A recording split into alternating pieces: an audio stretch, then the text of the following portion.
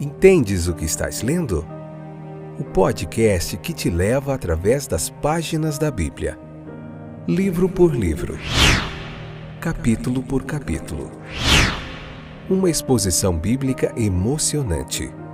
Aperte os cintos e embarque comigo nesta viagem.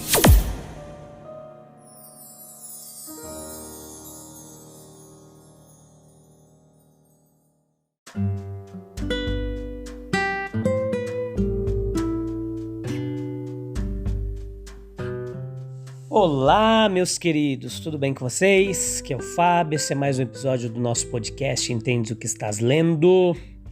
Esse é o episódio número 183, terceira temporada, Êxodo capítulo 8, nós estamos estudando. Essa é a parte 2 do capítulo 8. Tudo bem com vocês? Espero que sim.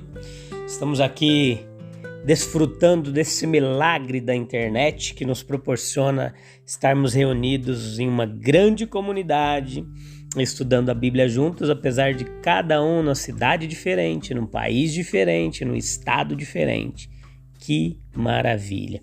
Então, meus queridos, se você puder, leia o capítulo 8, escute a nossa explanação bíblica aqui, a nossa explicação, para a gente ser edificados juntinhos, beleza? Vamos lá.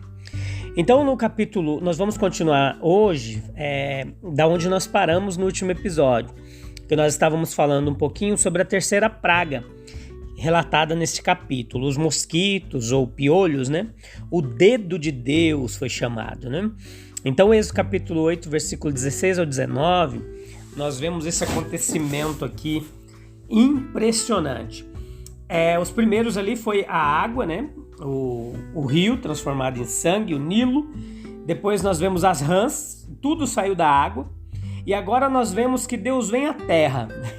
Muda um pouquinho o foco.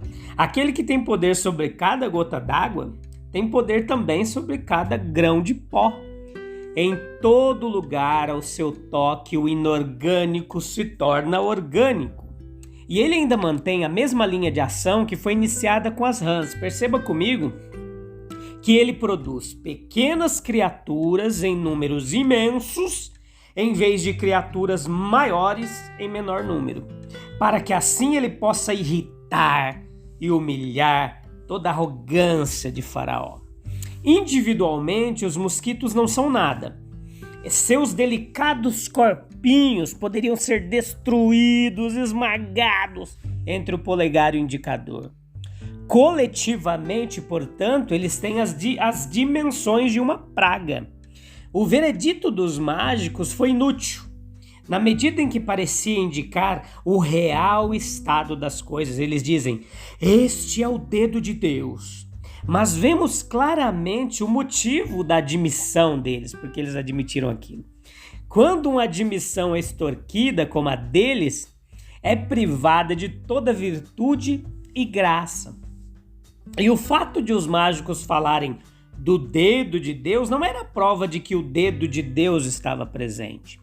Eles falavam assim porque não tinham outra maneira de disfarçar e nem explicar a sua própria vergonha e explicar o seu fracasso em tentar imitar as maravilhas de Deus. O dedo de Deus não era mais evidente nos mosquitos do que nas rãs, ou nos rios de sangue, ou na vara convertida em serpente. Aquele que realmente podia ver o dedo de Deus em uma delas, podia ver em todas as outras. Esse dedo de Deus esteve apontado o tempo todo, assim como apontava agora. Era mais uma questão de mão do que de dedo. E a mão certamente pressionava com mais força. Ainda assim, embora os mágicos adotassem essa maneira de falar apenas como desculpa, temos que agradecê-los por uma frase expressiva e apropriada. Eles, em seu egoísmo cego, falam do dedo de Deus sem saber tudo o que isso significa, o que quer dizer. Em um mundo de opiniões variáveis, imutáveis e conflitantes, aquele dedo sempre vai apontar em uma direção. No entanto, embora nos ensine a manter uma adesão rigorosa aos princípios cristãos, o faraó ele não reconheceria esse dedo de Deus, mesmo quando seus próprios mágicos fossem obrigados a fazer uma demonstração de reconhecimento. O faraó ele foi mais afetado pelas rãs do que pelos mosquitos. Talvez ele estivesse tão enojado com o fracasso dos magos, tão incomodado com isso, que ele se encheu de um espírito mais rebelde do que nunca. Eles disseram que viram o dedo de Deus e ele teimosamente se recusou a ver. Se um homem realmente verá este dedo, depende do que ele está procurando.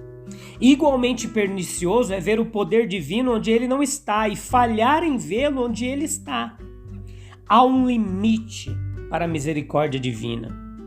Quando os homens confundem os servos de Deus com teimosia, impenitente, votos quebrados, aí o assunto não termina, não tem fim.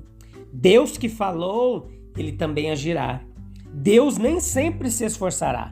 Aqueles que resistem à misericórdia passam a encontrar a destruição repentina. Muitas vezes, o julgamento sobre a idolatria do Egito foi tudo isso que nós vimos ali sobre os deuses do Egito. Nas duas primeiras pragas, a mão de Deus foi colocada sobre o rio, que os egípcios adoravam como doador da vida. Deus prova que estes são seus servos e que eles abençoarão, amaldiçoarão de acordo com a sua palavra. Todas são obras das mãos de Deus, a terra, o mar, ainda não consideradas como concedendo o bem independentemente de sua vontade. Não precisamos dos castigos do Egito para nos ensinar que todos o estão servindo, tanto na bênção quanto no julgamento. Aqueles que até agora contenderam com tanto orgulho com Deus são confundidos diante de todos aqueles milagres. Existe uma sabedoria que busca roubar o coração do homem de Deus, afastar de Deus, mas ela é reduzida a nada diante do poder do Evangelho. Com todo o seu alardeado poder, não poderia trazer paz ao coração de um pecador, nem mudar a sua vida. Sabedoria mundana é incapaz de fazer isso. Uma ciência ateísta, por exemplo, que nega a existência de Deus, que não pode ver Deus em parte alguma, ela será confundida diante de seus julgamentos. Nós vemos depois do versículo 20 ao 32, no capítulo 8, a quarta praga, a praga das moscas. Muitos comentaristas bíblicos acham que esse tormento envolveu pragas aladas de todos os tipos. Nesse caso incluiria mosquito, mosca do gado, os besouros, as moscas dos cães e muitos outros tipos de moscas. Se isso é verdade, nós temos que observar sobre tudo isso que Faraó ele é encontrado na beira do rio e confrontando com a velha alternativa: deixe meu povo ir para outro lugar. Versículos 20 e 21. O rei, ao ver Moisés, ele não teria dificuldade em prever o que estava por vir. A amarga saudação que ele lhe daria seria semelhante à de Acabe, a Elias, lá em 1 Reis 21, 20. Já me achaste, inimigo meu? E a resposta de Moisés não seria muito diferente daquela dada pelo profeta. Eu te encontrei, porque te vendeste para fazer o mal aos olhos do Senhor. Perceba comigo que a esfera de julgamento está se ampliando cada vez mais, absorvendo constantemente novas regiões, água, terra, ar. As vozes que convocam arrependimento são ouvidas de todos os lados. Uma nova demonstração da universalidade do governo de Jeová, do alcance ilimitado de seu domínio. Veja o versículo 22. As moscas aqui são como agentes que Deus ainda pode empregar como um flagelo. Lemos sobre feitos singulares na forma de domar insetos, moscas, abelhas e até piolhos, sendo treinados para obedecer às ordens do homem e passar por evoluções maravilhosas. O poder do homem de controle sobre essas criaturas minúsculas é apenas uma imagem débil do poder que pode ser exercido sobre elas por Deus. Ele os inscreve entre seus batalhões e os usa para executar a sua vontade.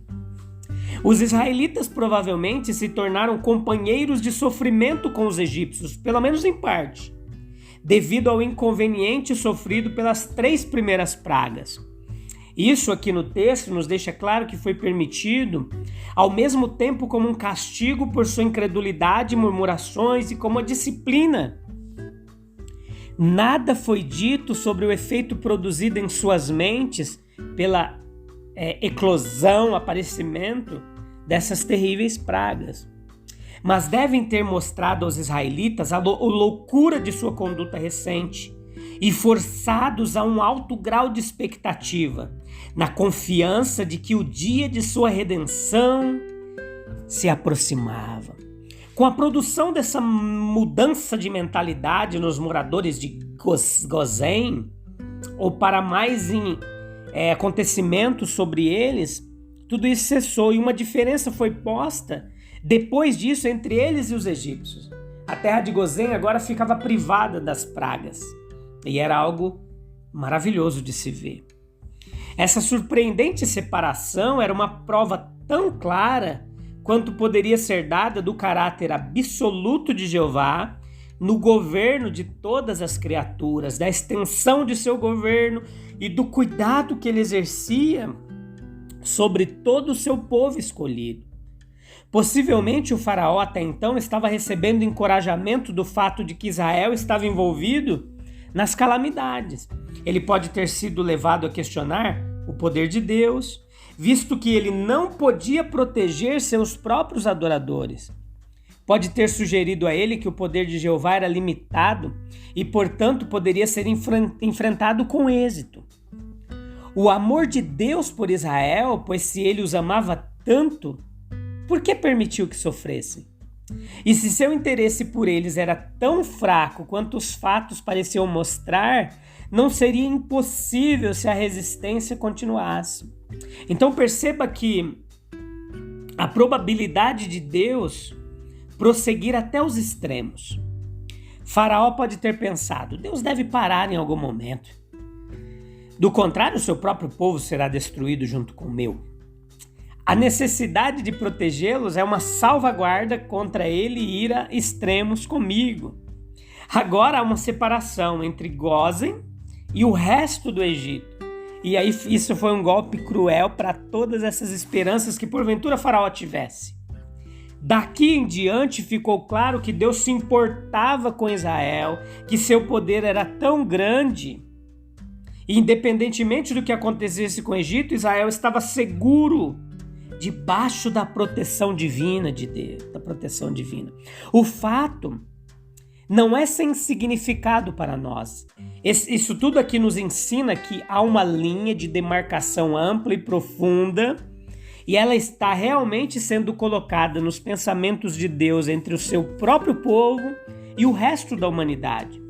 E qualquer que seja a natureza de sua providência externa, ele tem seus interesses e bem-estar continuamente no coração.